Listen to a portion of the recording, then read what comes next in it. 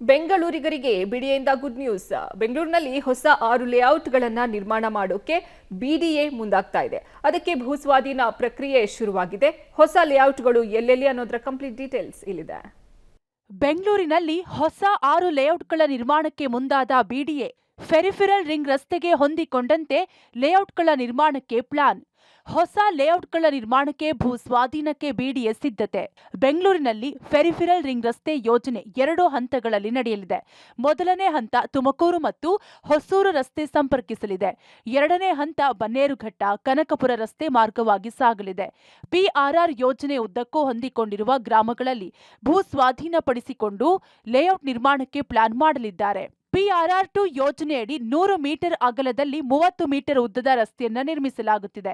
ಜೊತೆಗೆ ಈ ಕಾರಿಡಾರ್ನ ಎರಡೂ ಬದಿಗಳಲ್ಲಿ ತಲಾ 24 ಮೀಟರ್ ಉದ್ದಕ್ಕೂ ವಾಣಿಜ್ಯ ನಿವೇಶನಗಳನ್ನು ರಚಿಸಲಾಗುತ್ತದೆ.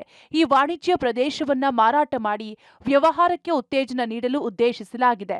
ಅಗತ್ಯವಿರುವ ಜಾಗವನ್ನು ಗುರುತಿಸಿ ಭೂ ಸ್ವಾಧೀನ ಪ್ರಕ್ರಿಯೆಯ ಪ್ರಾಥಮಿಕ ಅಧಿಸೂಚನೆ ಹೊರಡಿಸಬೇಕಿದೆ.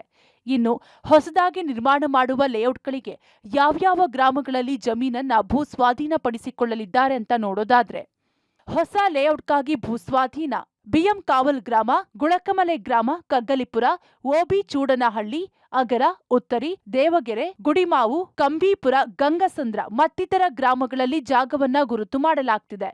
ಒಟ್ಟಾರೆ ಹೊಸ 6 ಲೇಔಟ್ಗಳ ನಿರ್ಮಾಣಕ್ಕೆ ಬಿಡಿಎ ಪ್ಲಾನ್ ಮಾಡಿದ್ದು ಬ್ಲೂ ಪ್ರಿಂಟ್ ಹೇಗಿರಲಿದೆ ಕಾದು ನೋಡಬೇಕಿದೆ.